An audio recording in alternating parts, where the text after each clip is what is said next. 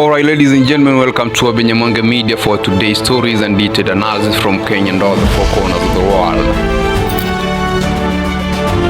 Ladies and gentlemen, I hope you did enjoy your Christmas, and I hope you are also enjoying your Boxing Day with gifts you received from friends and families.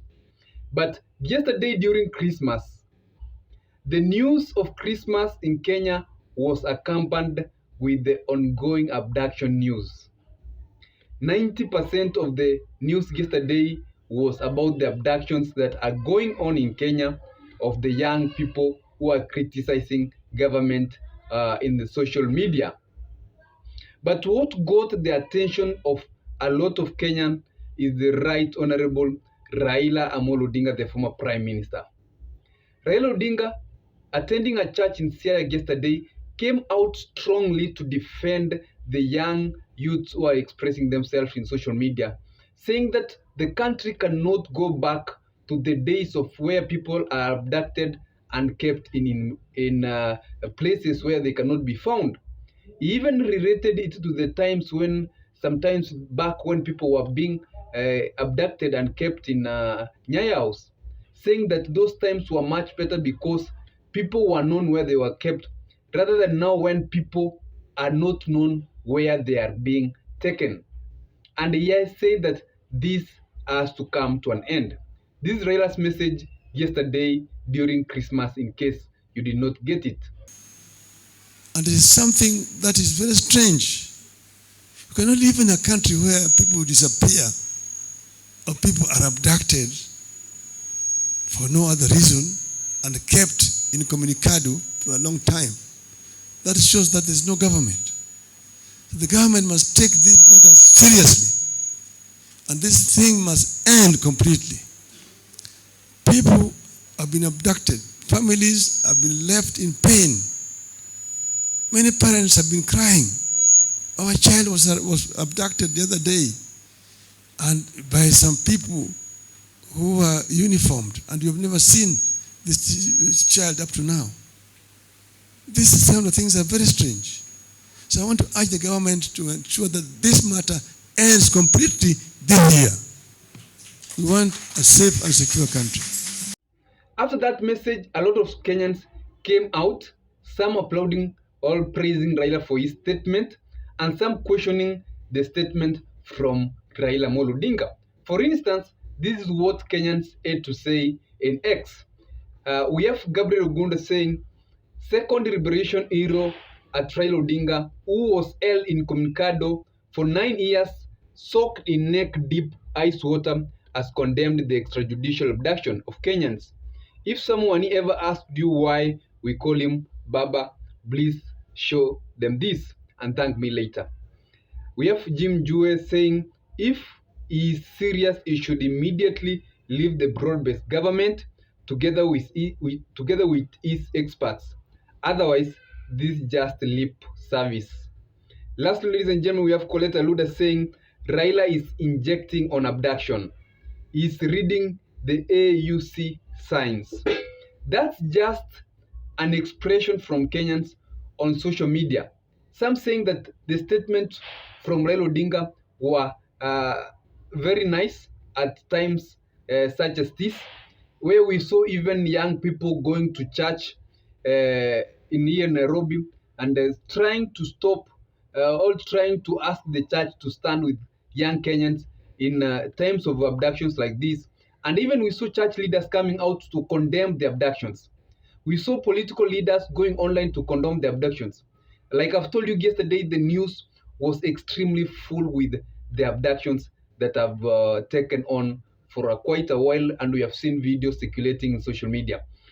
Ladies and gentlemen, in this analysis, I want to look into why is it that Raila Odinga came out strongly after quite a while to say or to tell the government that this thing that is going on is not right. And without further ado, let's get into it. But if you're watching this channel for the first time, take a second or two, subscribe and like this comment and like this video. The reason number one is that Raila is a man who really suffered with this abduction thing, being jailed without being taken in court in the Moi regime. in the post-corona period, such things were happening.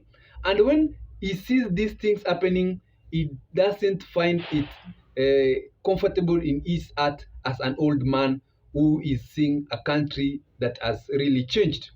That's why he had to come out strongly oppose these uh, abductions that are going on.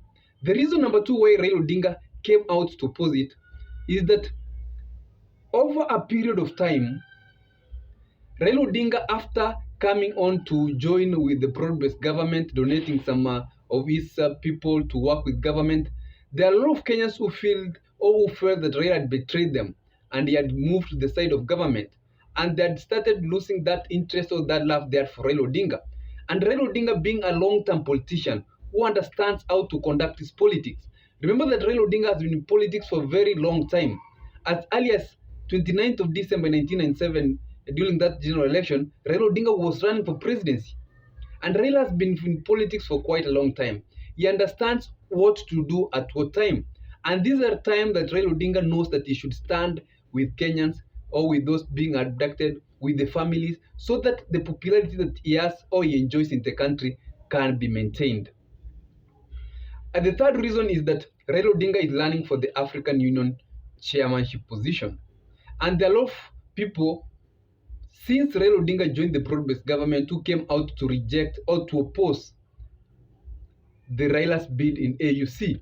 We saw the Raila must fall hashtags in social media. We saw us and Joe coming out to say or to tell people that those who are opposing Raila, they'll go for them, how unpatriotic they should be. And I think that created a wide debate.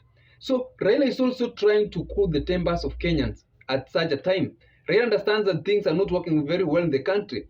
And by coming out to join Kenyans and join other leaders to condemn such happenings or such abductions, is coming back to his people and telling them, I'm watching what's going on and this is what I'm saying. And by doing so, he's cooling the tempers, which will give him a favorable environment to run for AUC chairmanship after seeing how social media is influential. Remember that social media is now very influential, and if Kenyans use that social media effectively, they can even jeopardize that bid for Raila Odinga. That's why Raila Odinga comes out to say or to tell Kenyans, hey, I'm standing with you, and this is what I'm telling the government, or this is my statement. And lastly, is that Raila Odinga is trying to weigh on his chances. What if he loses the AUC chairmanship position? Because this is not guaranteed. He is not 100%. If you could be 100% of winning, there would be no need of campaigns. We saw the former African Union chair the other day with President Ruto in East Kilgoris home in Narok County, and they were discussing it. So which means that they are going on, they are deliberating, they are seeing on numbers. And remember that the African Union chairmanship position is not all about politics. It's all about interest that other presidents will have.